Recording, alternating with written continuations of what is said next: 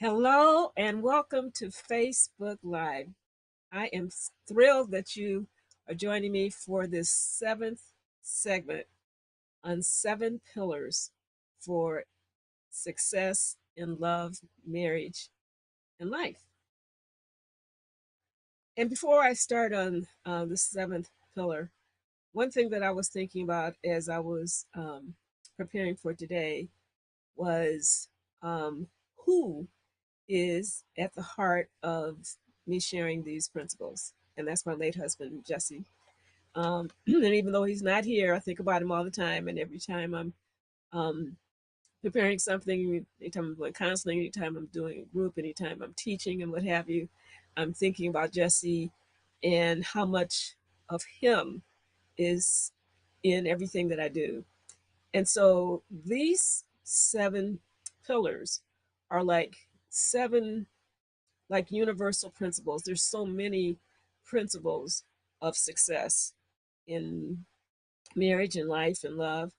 And I would call these like maybe um, the favorite 7 um, because Jesse's ideas about these 7 principles are the heart of what I've been sharing with you for the past 6 weeks and now the seventh week.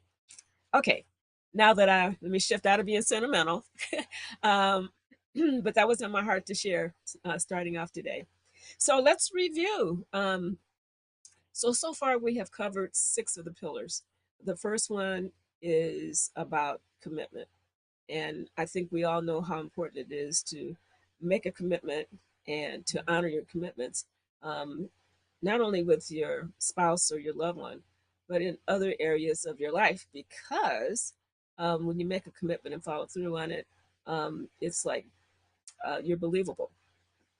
The second one was intimacy, and it's still the second one, intimacy. And that is really um, having a connection on it, uh, not just a physical and sexual level, but on a emotional level as well. And then I don't know where this idea came for me about um, the intimacy of shared space, but it did come. So that I included that in the second pillar. And then the third pillar, forgiveness. And so when I think about forgiveness, I think of forgiveness with 2 parts. It's like um, the person, and it doesn't always start with the person who's doing the forgiveness. Sometimes it starts with the person who says they want to make amends. They know they made a mistake and they want to make it right. Because I think that is the ideal part of the process. And then the person giving the forgiveness, not holding on to resentment because it has side effects, and side effects are not good for you well-being for the well-being on an emotional level, a spiritual level, or a physical level. And then we talked about empathy, having the opportunity or giving the other person the opportunity to understand their experience through the lens of their inner world. And when you have an opportunity to have a conversation, when 2 people can really listen and hear each other out with curiosity and understanding where the other person is coming from, whether they agree or not, that is a strong pillar in a relationship. Then there's respect. Um, One thing that I hear often, not just in working with couples, but just in everyday life, people saying how much how important it is to feel respected when they are in connection with another person. And then the last one that we talked about was integrity, telling the truth, being truthful. And sometimes that's difficult to do when the expectation or the assumption is, or the experience is, that you could be criticized for your truth. So those are the six that we have so far. And I'm looking forward to introducing the seventh one through telling you a story about another couple. Now, I'm calling this couple Percy and Paula. Now, if there's a Percy and Paula out there, I'm not talking about you. We haven't met. This is a this is an example of uh, couples who found out that this part of their relationship needed strengthening. So when I share with you about Percy and Paula, um, I'm going to share with you how they got started in terms of the beginning of the relationship, where they got stuck along the way, and how they turned it around. And that's the other reason for me sharing these pillars, is because um, it's important to know where you are in your relationship and how strong it is. And once you find out when things get off track, to be able to pinpoint it and say, oh, that's what happened. Oh, that got us off. And then the other next important step is, how do you turn it around? All right, so with that said, let's start with Percy and Paula. I have no idea where I came up with those names. Anyway, so Percy and Paula have been married 38 years. 38 years. They are in the process of moving toward their 40th wedding anniversary. And so when they came together 38 years ago, well, probably let's say 39 years ago, when they became a couple, they felt such a deep connection. They had a personal connection with each other, and they also had individually a spiritual connection that they were grounded in. And that was one of the things that they enjoyed, that they had in common. And so they they nurtured that connection on a daily basis. It was just so easy for them. And so they were also surrounded with about five other couples who were like minded, who had the same kind of relationship that they had: happy, connected, enjoying each other, supporting each other, um, building a wonderful life together. And so, in a 10-year period, something happened, couple by couple, over the 10-year period, who still loved each other, got divorced. By the 10th year of their marriage, their five close friend couples were all divorced. And so Paula and Percy said to themselves, I don't understand what happened, but we're not going to let that happen to us. And so they continued doing what they were doing, um, doing things where they felt connected, where they enjoyed each other, where they supported each other through rough times, through the storms of life. And then um, into the 20-year period, the 20-year, yeah, it was like 20 years into their marriage, they noticed that something was happening, and they couldn't put their finger on it. They knew that um, they had a good thing going between the two of them, but it didn't feel the same. They did know that they were busy, busy, busy, busy, busy. By that time, their son was, he was about 18, he was a teenager, um, off to college. And even though they had good feelings, they didn't feel connected. So what they realized over time was that they were out of balance. I mean, they were hard workers. Both of them had successful careers, and they noticed that they were caught up into routine. Because I think all of us know how getting caught up in the demands of day to day life could get in the way of spending time with their mates, getting us out of balance with their mate. And so, what they discovered was that as they continued with their busy lives and continued to be more and more successful, losing their connection was that seventh pillar. That pillar was weak. And so they didn't figure it out like instantly. As a matter of fact, they went into counseling because um, they didn't understand that they had tunnel vision focused on the here and now and getting things done and taking care of this and taking care of that. And they had blind spots to what they weren't doing anymore.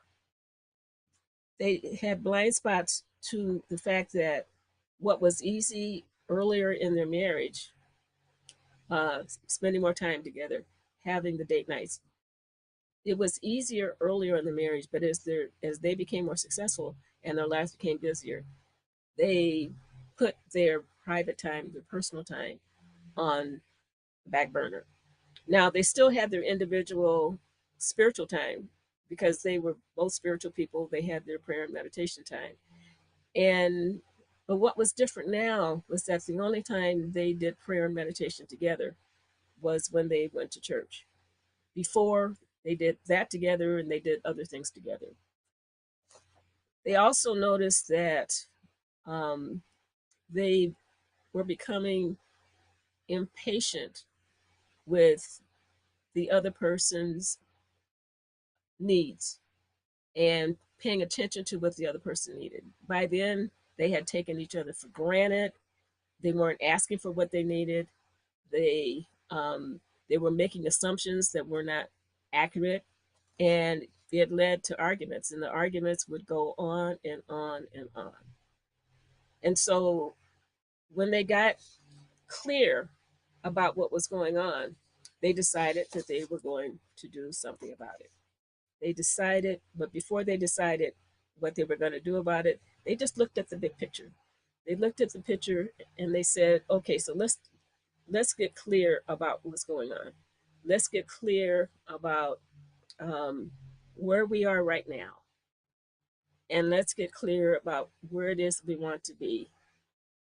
And then let's take the time to bridge the gap from where we are to where we want to be." So we're feeling disconnected on this level and this level and this level right now. We want to feel more connected over here. What is it that we have to do to navigate from where we are to where we want to be? And so they came up with a plan. And um, they came up with a plan and they started working on the plan. Um, looks like my slide didn't come out very clear. So oh, there it is. So they worked on the plan from point A to point B. And first they started doing it on their own, and then they got overwhelmed with it. They got impatient with it, and then they stopped. So then they got help to implement their plan and to support them to overcome the tunnel vision and their blind spots. So they worked and they worked and they worked. They had hoped that they could get things back on track in a short period of time. That was their desire. But you know, when you make changes, especially big changes like this, they don't happen overnight because, and it's just because of the way that our brain is wired. Human beings, the human brain is wired to keep things the way that they are because it's familiar, even though it's not desirable. So before they gave up, because they wanted to overcome this hurdle, they wanted to restore the connection that was so important to them. They did get help, they did get support to stay on track. And so, over a period of time, like I said, it wasn't overnight, um, something wonderful happened. It was gradual and it was powerful. Why? Because they made a decision, that they wanted things to be different. They made a decision that they wanted to bridge the gap. They made a commitment to that, and that's pillar number one. They made a commitment. So the promise was to themselves individually and a promise to each other, and they committed to that.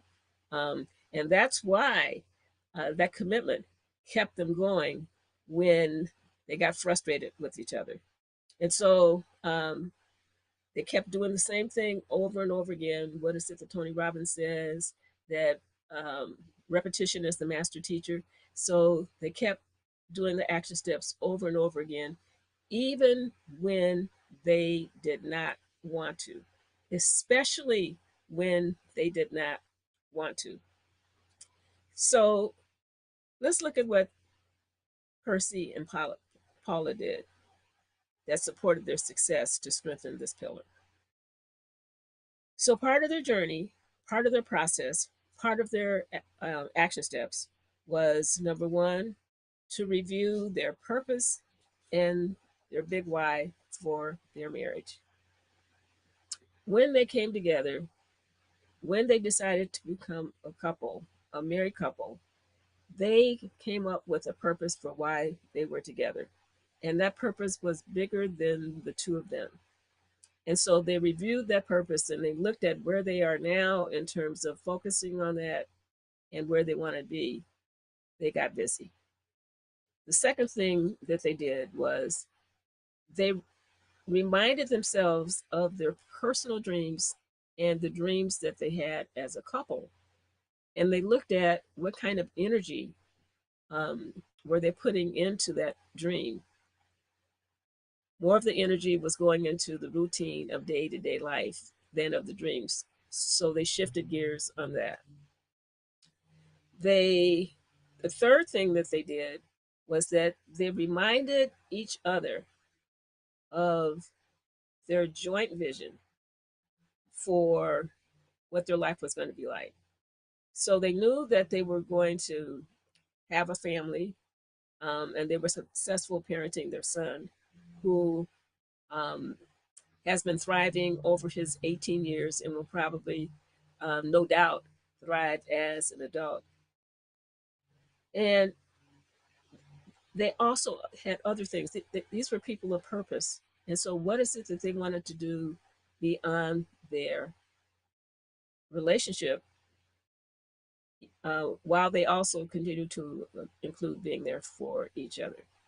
So, they developed a plan. That was the fourth thing that they did. They developed a plan. And I alluded to that earlier.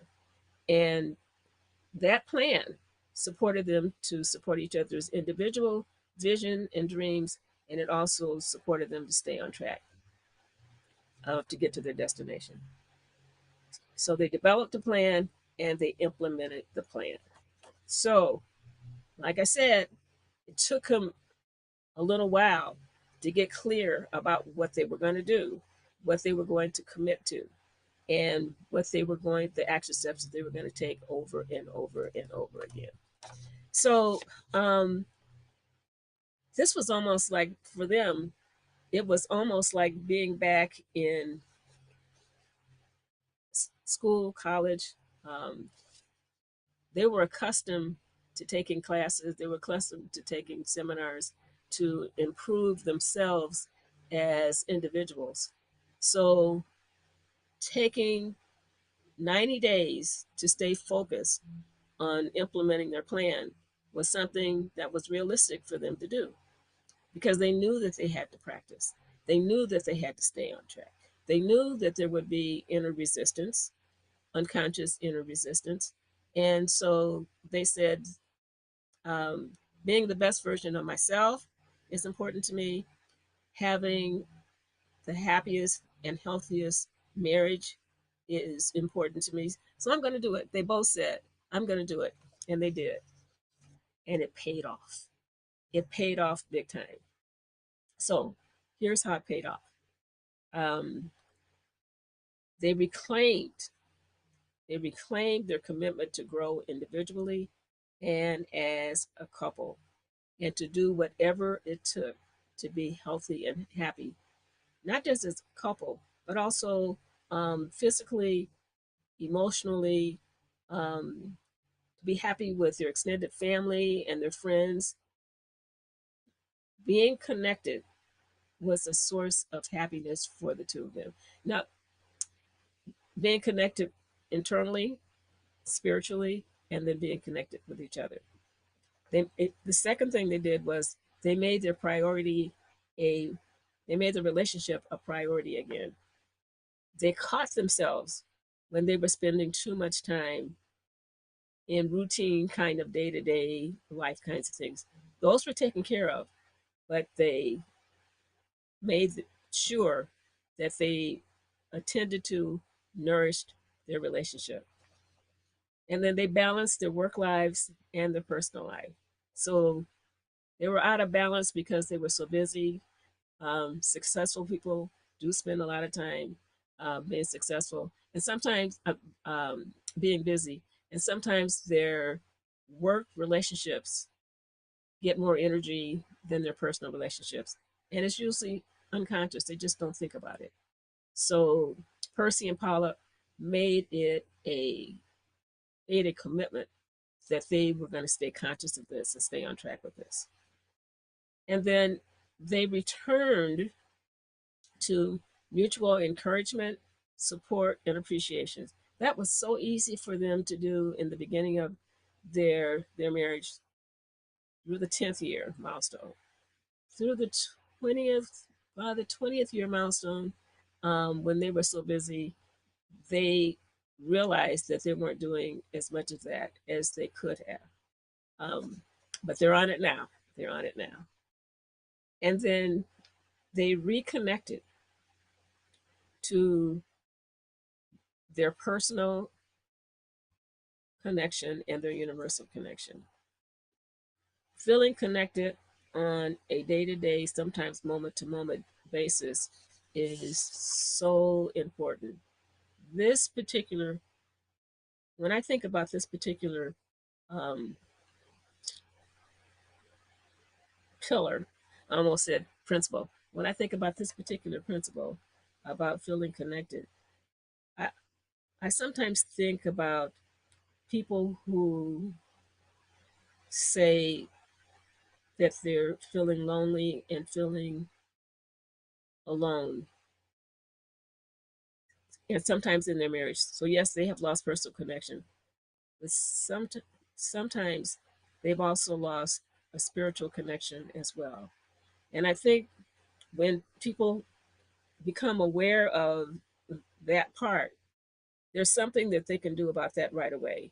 Reestablishing a personal connection could take a little more time and a little more work, but reconnecting spiritually is something that can be done immediately. And so, this pillar being, when I think about having all seven of these pillars in, intact and being on track with these seven, if any of the seven are weak, it deserves looking at, paying attention to, and addressing. Because all of these pillars not only support each couple, it they also support how each individual shows up as the best version of themselves. And I think maybe you've heard that over and over again. I want to be the best version of myself. Being in a relationship, since relationships bring out the best of human beings as well as the worst, when it brings out the worst, it's an opportunity to look at, where am I on track with being in alignment? What is best for me? What is best for my partner? What is best for the situation? And so Percy and Paula got in touch with that and got to work. And not only did they get to work, they had really good results. So, what about you? How about you? Um, so, what is it like for you? What is it like for you when you feel disconnected from your mate? And, when you think about that, it's not a good feeling. Um, and however, it is an opportunity to talk about it And so, well, first to think about it and to talk about it, because sometimes when people begin to talk about it, they argue because people focus on what is not going wrong, what is not going right, and what the other person is doing wrong. So, what is it like for you when you try to talk about it? And when you try to talk about it, how difficult is it for you to invite your mate to reconnect without criticizing, without finger pointing, without letting them know everything that they have done wrong? And then the last question is, what would your relationship look like and feel like if you had the personal connection with your mate and the universal connection, that feeling of being in alignment with the source of all? What would your relationship look like and feel like if you had a magic wand and you could shift where you are? If there is a gap, if there is a gap, if you had a magic wand and you could change things right now, what would your relationship look like and feel like? How strong would this pillar be? So, in summary, um, these 7 pillars, if you have, I'm imagining that some of these pillars are already strong in your relationship. If any of these pillars are weak, you can do something about it. Because sometimes we don't know what we don't know. But when we look at the big picture and we just do a quick assessment and see, well, we could tweak this or we could tweak that. Um, what would that be for you if any of these areas are um, need a little strengthening? And so, um, what I want to share with you next is one way that Percy and Paula, one way that they got started on this journey to get the results that they received. Um, they they took this 3-day challenge because when you talk about these 7 pillars, you have to have a way to talk about it and talk about it in a way that your message is heard and you're sharing your message without criticizing or finger pointing, and also in a way where you can listen where the other person feels heard. So generally, it's important to be prepared to go into a sensitive and difficult conversation if any of these pillars are difficult to talk about and to do anything about. It's important to have emotions in check because usually having those difficult and sensitive conversations, people will get triggered, they're flooded with emotions, and those emotions need to be managed so that you can be prepared to move forward. It's when you manage emotions, you can get to a place of reflection so you can get really clear about the direction that you want to go into, and then you can develop a plan. Develop a plan for how you're going to show up so you will have an increased opportunity for success during the conversation. So that is why I am offering a what I'm calling a communication detox challenge. The first step to stop arguing and start communicating when you try to have those difficult conversations. Registration is free. Um, it's going to it's going to be August the 15th through the 17th Eastern time, and registration is the link for the registration um, will be available hopefully by tomorrow. But you will have information in the Facebook group, and also I'll be sending out email information as well. And so think about how helpful it would be for you to be able to go into sensitive conversations, clear, focused, and ready to have the results that Percy and Paula did. So next time I'll be talking more about that. And in the meantime, I want to thank you for joining me for Facebook Live. Um, I'm going to Fine tune these 7 pillars when we come together next time to support the next step, which is the 3-day challenge. Take care. See you next time.